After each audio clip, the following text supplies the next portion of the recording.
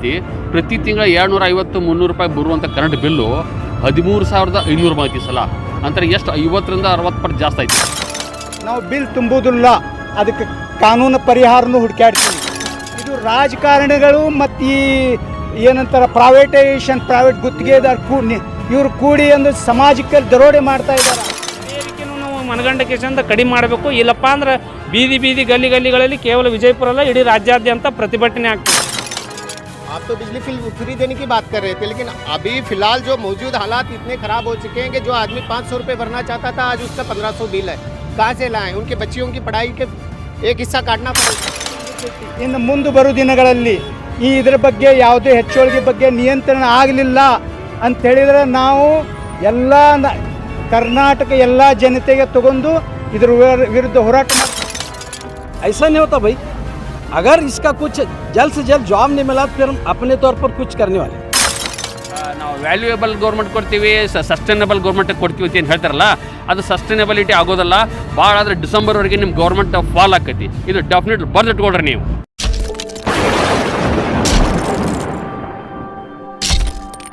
आप देख रहे हैं बीजापुर समय, मैं आपके साथ खलील कलादगी। बिजली बिल में बढ़ोतरी के खिलाफ बीजापुर में आंदोलन। लगता है राज्य में कांग्रेस की सरकार आने के बाद बढ़े हुए बिजली के बिल इनके लिए सिरदर्द बनता जा रहा है।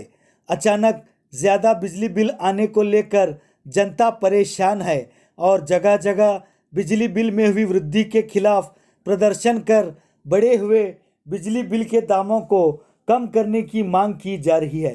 इसी कड़ी में आज 16 जून शुक्रवार को बीजापुर शहर के बागलकोट रोड आरटीओ ऑफिस के करीब स्थित हेस्कॉम ऑफिस के सामने डॉक्टर एपीजे अब्दुल कलाम समाज सेवा समिति और विजयपुर हिट्टिनगिरनी संघ की ओर से कई सामाजिक कार्यकर्ताओं की मौजूदगी में सरकार के खिलाफ प्रदर्शन कर तहसीलदार के माध्यम से Karnataka electricity regulatory commission Bengaluru के चेयरमैन और राज्य के मुख्यमंत्री सिद्धरमैया को मनवी पत्र देकर यह आग्रह किया गया कि बढ़े हुए बिजली के दामों को जल्द से जल्द वापस लिया जाए, वरना आने वाले दिनों में बड़ा आंदोलन करने की चेतावनी दी गई।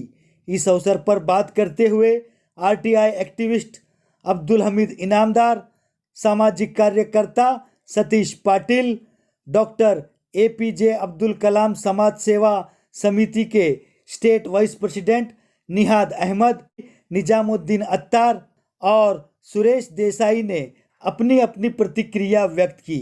इस अवसर पर डॉक्टर एपीजे अब्दुल कलाम समाज सेवा समिति के स्टेट प्रेसिडेंट मल्लिकार्जुन केंगनाड़, पीरा रोजिंदार के अलावा इन संगठनों के पदाधिकारी और कार्यकर्ता थे मौजूद।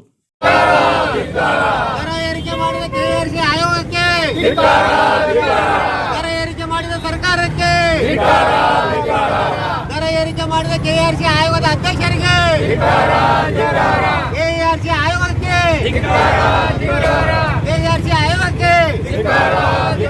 ದರ ಏರಿಕೆ ಮಾಡಿದ ಸರ್ಕಾರಕ್ಕೆ ದರ ಏರಿಕೆಯನ್ನು ವಾಪಸ್ ಪಡೆಯುವವರೆಗೆ ಹೋರಾಟ. ದರ ಏರಿಕೆ ಮಾಡಬೇಕಾ, ದರ ಏರಿಕೆ ಕಡಿಮೆ ಮಾಡಲು ಸರ್ಕಾರಕ್ಕೆ ಆಗ್ರಹ.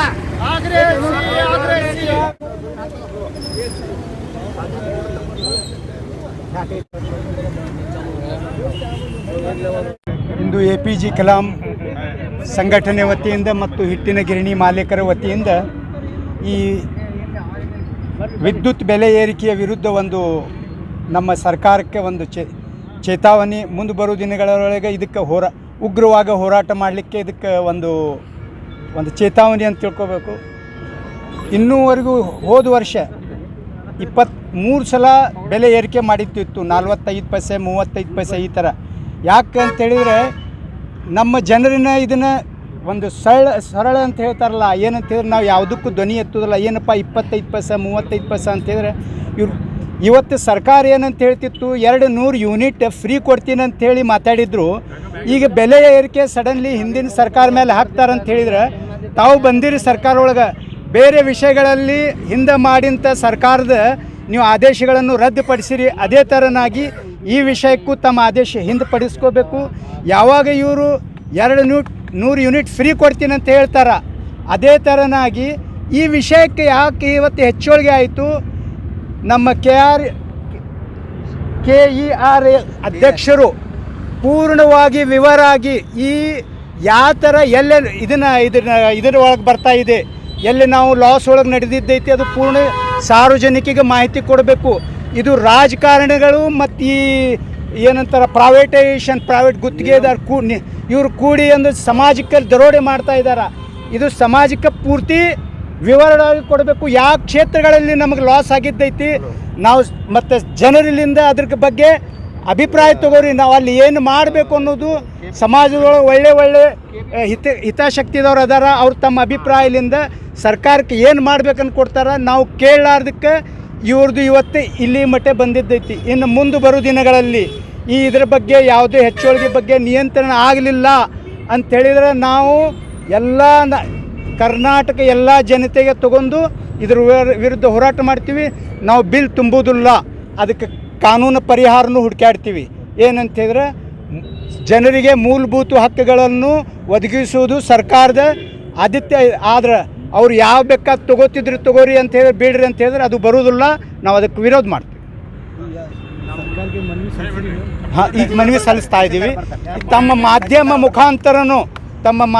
ಮುಖಾಂತರನು ನಮ್ಮ CM ಈಗ ಆಡಳಿತ ಇದ್ದಂಥ ಸರ್ಕಾರಕ್ಕೆ ಈ ತಕ್ಷಣವೇ ಬೇರೆ ಯಾವ್ಯಾವ ಹಿಂದೆ ಮಾಡಿದಂಥ ಸರ್ಕಾರದ ನೀವು ಆದೇಶಗಳನ್ನು ಹಿಂದೆ ತಗೊಂಡಿರಿ, ಅದರ ಪ್ರಕಾರ ಇದನ್ನು ಹಿಂದೆ ತಗೋಬೇಕು. ಆಮೇಲೆ ಇನ್ನೊಂದು ಏನೈತಿ ಗೊತ್ತಂದ್ರೆ, ಇದು ಹಿಂದೆ 2 ತಿಂಗಳು ಹಾಕಿ ಕೊಟ್ಟಾರ, ಅದು ಮನೆಯವ್ರಿಗೆ ಏನಾಗೋದಿಲ್ಲ. ಈ ಹಿಟ್ಟಿನ ಗಿರಣಿಯವರು ಅದೇ ಆಧಾರದ ಪ್ರಕಾರ ಅವರು ಜನರಲ್ಲಿಂದ ಒಂದು ತೊಗೊಂಡಿರ್ತಾರೆ, ಶುಲ್ಕ ತೊಗೊಂಡಿರ್ತಾರೆ. ಈಗ ಹೆಚ್ಚಿಗೆ ಆಗಿತ್ತು ಅಂತ ಹೇಳಿದ್ರೆ ಆ ಮಾಲಕ್ಕೆ ಎಲ್ಲಿದು ತುಂಬಬೇಕು ಅದು ಹಿಂದಿನ ಶುಲ್ಕ.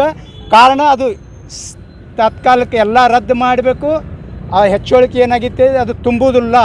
ಆಮೇಲೆ ಮತ್ತೊಂದು ತಾವು ಇನ್ನೊಂದು ಕೊನೆ ಇಲಾಖೆಯವ್ರ ಜೊತೆ ಇದು ಚರ್ಚೆ ಅಂತ ಹೇಳಿದ್ರೆ, ಇವತ್ತು 10ನೇ ತಾರೀಕಿಗೆ ನನ್ನ ಮನೆ ಬಿಲ್ಲು ನೀವು ಕೊಟ್ಟಿರಂದ್ರೆ ಮುಂದಿನ 10ನೇ ತಾರೀಕಿಗೆ ಕೊಡಬೇಕು.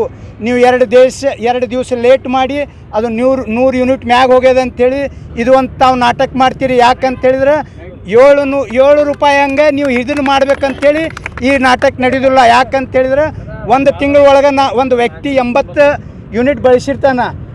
3 ದಿವಸ ನೀವು ತಡ ಬಂದ್ಕೊಳ್ಳೋಣ 110 ಯೂನಿಟ್ ಆದ್ಕೊಳ್ಳೋಣ ನೀವು ಇದನ್ನು ಹಿಡಿಬಾರ್ದು. ಅದ್ರ ಬಗ್ಗೆನೂ ತಾವು ಒಂದು ಮೀಟಿಂಗ್ ತೊಗೊಂಡು ಬರೋ ದಿನಗಳಲ್ಲಿ ತಮ್ಮ ಮೀಟರ್ ರೀಡರ್ಗೆ ರಿಸ್ಟ್ರಿಕ್ಷನ್ಸ್ ಮಾಡಿರಿ. ಅದು ನಾವು ಹೊಣೆಗಾರಲ್ಲ, ನಿಮ್ಮದು ಡಿಪಾರ್ಟ್ಮೆಂಟ್ದು ತಪ್ಪದು, ಅದಕ್ಕೆ ನಾವು ತುಂಬುವುದಿಲ್ಲ. ನನ್ನ ಹೆಸರು ಅಬ್ದುಲ್ ಹಮೀದ್ ಇನಾಮ್ದಾರ್, RTI ಆಕ್ಟಿವಿಸ್ಟ್.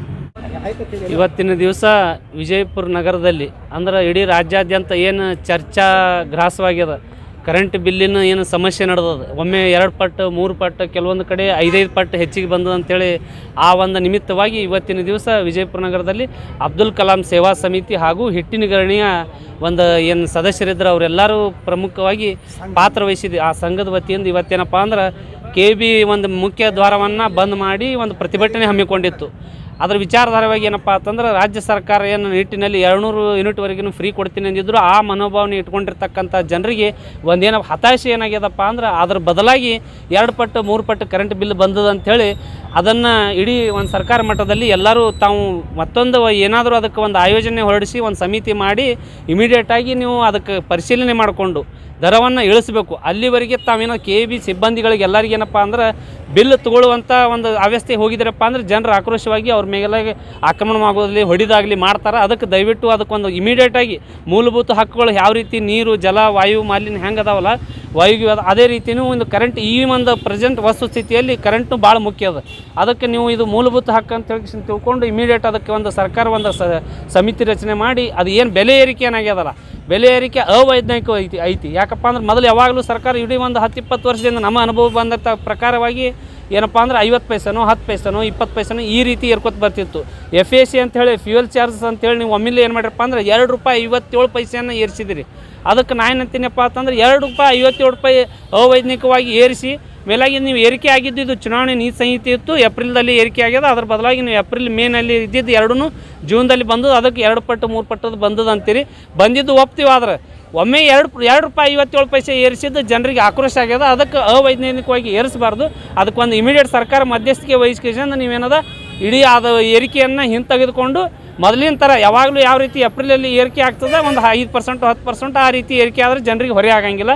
ಮೇಲಾಗಿ ತಾವೇನದು 200 ಯೂನಿಟ್ವರೆಗೆ ಫ್ರೀ ಕೊಡ್ತೀನಿ ಅನ್ನೋಂಥ ಭರವಸೆಯನ್ನು ಜನರು ಯಾರೂ ನೆನಪಾರಿಲ್ಲ. ತಮ್ಮ ಒಟ್ಟು ಭರವಸೆಗಳನ್ನು ತಾವು ಈಡೇರಿಸ್ತೀರಿ ಅಂತೇಳಿ ಇಡೀ ಜನರನ್ನು ಭಾಳ ಒಂದು, ಯಾಕಂದರೆ ಈಗಾಗಲೇ ನೀವು ಏನು KSRTC ಬಸ್ ಫ್ರೀ ಮಾಡಿದರೆ ಮಹಿಳೆಯರಿಗೆ ಅದನ್ನು ಎಲ್ಲರೂ ಸ್ವಾಗತದಿಂದ ಸ್ವೀಕಾರ ಮಾಡ್ಯಾರ. ಅದ್ರ ಜೊತೆನೇ ಇದು ಕರೆಂಟ್ ಬಿಲ್ಲಿಂದು ಏನದ ನೀವು ಇನ್ನು ಕೆಲವೇ ಕ್ಷಣಗಳಲ್ಲಿ ಅಂದ್ರೆ ನಾಳೆನೋ ನಾಡಿದ್ದು ನೀವು ಜಾರಿಗೆ ತರ್ತಾ ಇದ್ದಾರಲ್ಲ, ಅದ್ರ ಜೊತೆನೇ ಇದು ಬೆಲೆ ಏರಿಕೆನೂ ಮನಗಂಡ ಕೇಸಂದ ಕಡಿಮೆ ಮಾಡಬೇಕು. ಇಲ್ಲಪ್ಪ ಅಂದ್ರೆ ಬೀದಿ ಗಲ್ಲಿಗಳಲ್ಲಿ ಕೇವಲ ವಿಜಯಪುರ ಅಲ್ಲ ಇಡೀ ರಾಜ್ಯಾದ್ಯಂತ ಪ್ರತಿಭಟನೆ ಆಗ್ತದೆ. ಮೊದಲಿನ ಚಾರ್ಜಸ್ ಏನಿತ್ತಪ್ಪ ಅಂದರೆ 1 ಯೂನಿಟ್ದಿಂದ 100 ಯೂನಿಟ್ವರೆಗೆ 4 ರೂಪಾಯಿ 75 ಪೈಸೆ ಇತ್ತು.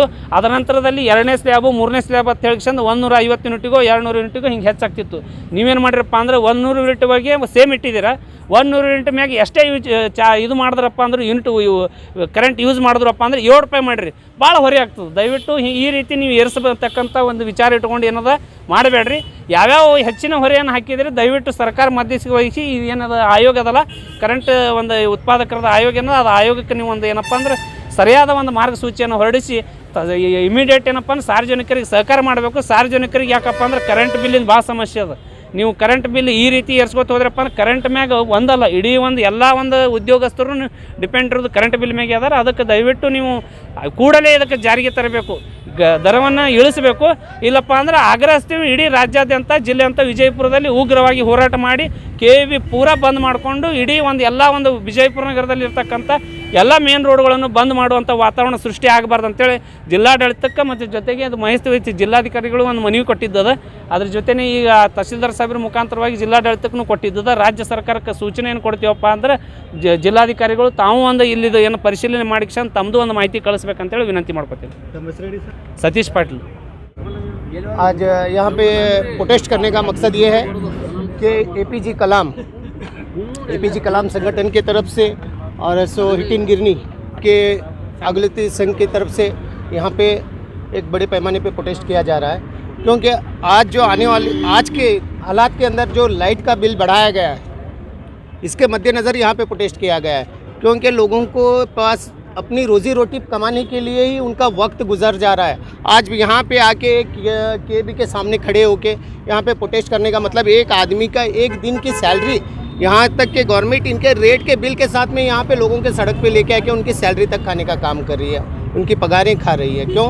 क्योंकि आज लोगों को अपने घरों के ज़रूरत पूरे करने में बहुत वक्त गुजर जा रहा है।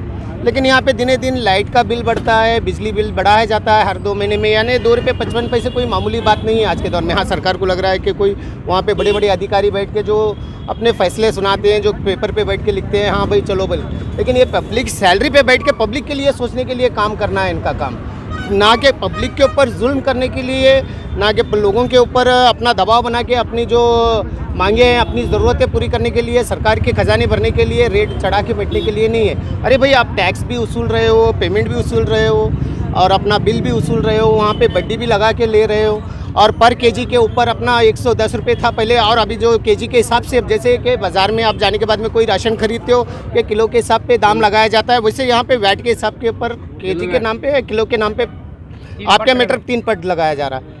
ये क्या हो रहा है? क्योंकि लोगों को अभी प्रेजेंटली गई हुई सरकारें ने तो रेट बढ़ा के चली गई, वो उनका काम हो। अभी आने वाली सरकारें बिजली फ्री देने की बात करके गई, तो अभी प्रेजेंट में जो सरकारें हैं क्योंकि इसके ऊपर कुछ काम नहीं कर सकते। आप तो बिजली फ्री देने की बात कर रहे थे, लेकिन अभी फ़िलहाल जो मौजूद हालात इतने ख़राब हो चुके हैं कि जो आदमी 500 रुपये भरना चाहता था आज उसका 1500 बिल है। कहाँ से लाएँ? उनके बच्चियों की पढ़ाई के एक हिस्सा काटना पड़ेगा, क्योंकि उनके स्कूलों की ज़रूरत के फ़ीस पूरे कंप्लीट नहीं हो रहे, उनके बिजली के बिल पूरे नहीं हो रहे, गैस का घर के अंदर खर्चा बढ़ा रहे हो। मतलब सरकारें हर चीज़ में बढ़ाती गई तो आप लोगों की कमाई नहीं बढ़ रही है, लेकिन आपकी ज़रूरियात और सरकार अपनी बिलें बढ़ा रही है। तो मैं सरकार से एक मनवी करता हूँ कि इस प्रेस के माध्यम से, मीडिया के माध्यम से, कि इन चीज़ों के ऊपर गौर करें और इसके बिल घटाएं बिजली के और लोगों की सहूलियात पे काम करें, और आने वाले कल के अंदर सरकारें ऐसी हो जो लोग उनसे मोहब्बत करे, ना ही उनके खिलाफ आवाज़ उठाए। क्योंकि मैं ये चाहता हूँ सरकार अगर जो भी काम कर रही है, अभी ये जो प्रेजेंट की सरकार है, पिछली सरकारें जो गलतियाँ की या कुछ अच्छा काम की वो मेरे को लेना देना नहीं है, उसके मामले में मैं बात नहीं करना चाहता। लेकिन अभी की जो सरकार है, मैं उनसे यही मनवी करता हूँ कि अभी आने वाले 5 साल के अंदर आप जो अपनी जनता को खुश रखोगे, जो आप जनता के लिए हित में काम करोगे, वही आपके लिए फ़ायदेमंद रहेगा। बस मैं यही चाहता हूं कि आज सरकार से, आज मीडिया के माध्यम से मैं मनवी कर रहा हूं कि इस जो लाइट बिल का जो मुद्दा है, जो कर्नाटक स्टेट के अंदर बड़े पैमाने पे बहुत बढ़ चढ़ के उड़ रहा है और बढ़ चढ़ के चल रहा है, तो इसे मैं कुछ सरकार को इसके ऊपर रोक लगाने की मनवी करता हूं और इसे रोक यहीं पे ख़त्म कीजिए। मेरा नाम निहाद अहमद, APJ कलाम का vice president of state. Public के इसमें ना करते हुए ये केवी वाले ने जो रेट बढ़ाया है, इसमें मिडिल दर्जे के लोग परेशान होते हैं। तुम्हारा एक लिमिट है रेट बढ़ाने का, 1 यूनिट के पीछे 5 पैसे, 10 पैसे, 15 पैसे, एकदम 50% बोले तो बहुत मुश्किल होता है। इसमें मिडिल दर्जे के लोग पूरा ख़त्म हो जाते हैं, इसके अंदर कुछ भी नहीं रहता। इसलिए हम और भी अभी जस्ट 3-3, 4-4 महीने का बिल एकदम ला के डालें। वो प्राइवेट बैंक वाले भी नहीं करते ऐसा, इस तरह कर रहे हैं। भाई पब्लिक को ज़रा कुछ आसान करो, क्या तुम्हारा भी है मानते हैं हम, लेकिन ज़रा इसमें सहूलत दो पब्लिक को, हर एक लाख खुश होना, इस तरीके से काम करो। आप मीटर के चार्जेस हैं, दूसरे हैं, ये सब अननेसेसरी जांच कर छोड़े। क्या है ये? ये क्या हो रहा है हमारे साथ, पब्लिक के साथ? ऐसा नहीं होता भाई। अगर इसका कुछ जल्द से जल्द जवाब नहीं मिला तो फिर हम अपने तौर पर कुछ करने वाले हैं। क्या अपने तौर हम करेंगे? आप इसलिए तुम्हारे को समझा रहे हैं, क्या इसमें जल्दी एक्शन ले लो। मैं हमारी कांग्रेस गवर्नमेंट से भी ये करता हूँ कि इस बात पे ध्यान दे। क्या इसमें पब्लिक बहुत परेशान होने लगी। अरे भाई रोज़ी नहीं है सही, हमारी रोज़ी नहीं है हमारी सही, जवान बच्चा पूरा खाली है। क्या और ये ऐसे डबल पब्लिक को साथ रखते हुए तुम ऐसे काम करो, पब्लिक को साथ रखते हुए बस अपने आप तुम कर लेते बट कैसा है? इसलिए आप सबसे ये गुजारिश है कि इस बात पे ध्यान दें, कुछ फायदा होगा। कांग्रेस का तो कहना है ये लाइट बिल जो बढ़ी हुई है वो बीजेपी सरकार द्वारा बढ़ाई गई है। ये जो किस्सा है कांग्रेस बीजेपी का, ये 2 मुल्ला के बीच में एक मुर्गी मर रही, 2 मुल्ला के बीच में मुर्गी मर, इस तरह की कहानी है। मैं डिटेल जाना नहीं चाहता। मैं flour mill and grinder association का सेक्रेटरी बात कर रहा हूँ, निज़ामुद्दीन अख्तर। ಸುರೇಶ್ ದೇಸಾಯಿ ಅಂತೇಳಿ ಇಲ್ಲೇ ಜಲನಗರದಲ್ಲಿ ವಾಸಿಯಾಗಿದ್ದೀನಿ. ನಮ್ಮದು CSC ಸೆಂಟರ್ ಐತಿ. ಪ್ರತಿ ತಿಂಗಳ 250-300 ರೂಪಾಯಿ ಬರುವಂಥ ಕರೆಂಟ್ ಬಿಲ್ಲು 13,500 ಬಂದೈತಿ ಸಲ. ಅಂತಾರೆ ಎಷ್ಟು 50ರಿಂದ 60 ಪಟ್ಟು ಜಾಸ್ತಿ ಆಯ್ತಿದ್ದು. ಇದು ಈ ರೀತಿ ಆತಪ್ಪ ಅಂದರೆ ಜನಸಾಮಾನ್ಯರು ಬದುಕೋದು ಹೆಂಗೆ, ಇದ್ರ ಬಗ್ಗೆ ಸರ್ಕಾರ ಮತ್ತು ಮುಖ್ಯ ಸಂಬಂಧಪಟ್ಟವರೆಲ್ಲರೂ ಗಮನ ಹರಿಸ್ರಿ. ಎಷ್ಟು ಒಂದು 10% ಜಾಸ್ತಿ ಆಗಲಿ, ಓಕೆ ನಮ್ಗೆ ಗೊತ್ತೈತಿ. ಒಂದು 10% ಒಬ್ಬರದ್ದು ತೆಗೆದು ನೀವು ಬಡವರಿಗೆ ಕೊಡ್ರಿ, ನಾವು ಕೊಡೋಕೆ ರೆಡಿ ಇದ್ದೀವಿ. ಅದಕ್ಕೆ ಎಷ್ಟು ನಾವು ಇದನ್ನು ದೇಣಿಗೆನೂ ಕೊಟ್ಟಿವಿ. ಆದರೆ ಈ ರೀತಿ ಏನು ಮಾಡ್ತಾರೆ, ಫುಲ್ಲಿ ಎಕ್ಸ್ಪ್ಲಾಯ್ಟ್ ಮಾಡಿದಂಗೆ. ಈ ರೀತಿ ಆದರೆ ಸರ್ಕಾರ ಭಾಳ ಬದುಕಂಗಿಲ್ಲ, ಇದಕ್ಕೆ ವ್ಯಾಲಿಡಿಟಿ ಕಡಿಮೆ ಆಕೈತಿ. ಅದಕ್ಕೆ ನೀವು ಸ್ಟೇಬಲ್ ಗೌರ್ಮೆಂಟ್ ಕೊಡ್ತೀನಿ ಅಂತ ಹೇಳಿರಲ್ಲ, ಸ್ಟೇಬಲ್ ಅಂದರೆ ಡೆಫಿನೆಟ್ಲಿ ಇರೋಂಗಿಲ್ಲ ಈ ರೀತಿ ಆತಂದ್ರೆ. ನೀವು ಈಗ ಇದು ಎಲ್ಲ ಗೌರ್ಮೆಂಟಲ್ಲಿರುವಂಥ ಎಲ್ಲ ಬಾಡೀಸು ಅಫಿಷಿಯಲ್ಸ್ ಎಲ್ಲರೂ ಇದ್ರ ಬಗ್ಗೆ ಎನ್ಕ್ವೈರಿ ಮಾಡಬೇಕು. ಸರಿ ಓಕೆ ತಪ್ಪೇನಿಲ್ಲ. ಈಗ ನಾವು ಯಾವುದೇ ಜಾತಿ ಪಕ್ಷ ಪಂಗಡ ಮತ ಆ ಪಕ್ಷ ಈ ಪಕ್ಷ ಏನಿಲ್ಲ, ಎಲ್ಲ ಸಾರ್ವಜನಿಕರ ಪರವಾಗಿ ನಾನು ಏನು ಹೇಳ್ತೀನೋ ಅದೇ ಎಲ್ಲರ ಅಭಿಪ್ರಾಯ. ಏನು ಅಂದರೆ ಎಷ್ಟು 50% 100% ಜಾಸ್ತಿ ಬರ್ತಾ ಇದೆ ರೀ ಕರೆಂಟ್ ಬಿಲ್ಲು, ಅದನ್ನು ನೀವು ಸರಿಯಾಗಿ ಸಮಾಲೋಚನೆ ಮಾಡಿರಿ. 10% ಜಾಸ್ತಿ ಆದರೂ ಓಕೆ, 15% ಜಾಸ್ತಿ ಆದರೂ ಓಕೆ. ಇದು 100%ವರೆಗೆ ಜಾಸ್ತಿ ಬಂದಿದೆ. ನಮ್ಮ ಬಿಲ್ ತೋರಿಸ್ತೀನಿ ಬೇಕಾದರೆ. ಇದನ್ನು ನಾನು ಕಟ್ಟದೇ ಇದ್ದರೆ ಈ ರೀತಿ ಆದ್ರೆ ಏನಾಗುತ್ತೆ, ಗೌರ್ಮೆಂಟ್ದು ಡೆಮೋಕ್ರಸಿದು ನಾವು ವ್ಯಾಲ್ಯೂಯಬಲ್ ಗೌರ್ಮೆಂಟ್ ಕೊಡ್ತೀವಿ, ಸಸ್ಟೈನಬಲ್ ಗೌರ್ಮೆಂಟ್ ಕೊಡ್ತೀವಿ ಅಂತ ಏನು ಹೇಳ್ತಾರಲ್ಲ, ಅದು ಸಸ್ಟೈನಬಿಲಿಟಿ ಆಗೋದಲ್ಲ. ಭಾಳ ಆದರೆ ಡಿಸೆಂಬರ್ವರೆಗೆ ನಿಮ್ಮ ಗೌರ್ಮೆಂಟ್ ಫಾಲ್ ಆಕೈತಿ. ಇದು ಡೆಫಿನೆಟ್ ಬರ್ದಿಟ್ಕೊಳ್ರಿ ನೀವು. Okay, thank you. Iqra PU science college में बॉयज एंड गर्ल्स के लिए एडमिशन की हुई शुरुआत। बीजापुर शहर के एक बेहतरीन एजुकेशनल इंस्टीट्यूशंस में से एक इकरा पीयू साइंस कॉलेज में आपके बच्चों के उज्जवल भविष्य को संवारने के लिए क्वालिफाइड और एक्सपीरियंस टीचर्स की बेहतरीन टीम के साथ well equipped laboratories, stamp lab, playground के साथ साथ PCMB और नीट एग्जाम्स के लिए बेहतरीन ऑफर भी मौजूद है। तो देर किस बात की, इकरा पीयू साइंस कॉलेज में एडमिशन के लिए नीचे दिए गए पते पर कांटेक्ट करें। Fatima campus, BSNL quarters road near Mangoli base Bijapur. नीचे दिए गए नंबरों पर कॉल करके आप अपने बच्चों के अच्छे फ्यूचर के लिए एक बेहतरीन प्लान तैयार कर सकते हैं। जुड़े रहिएगा आपके अपने चैनल बीजापुर समय के साथ।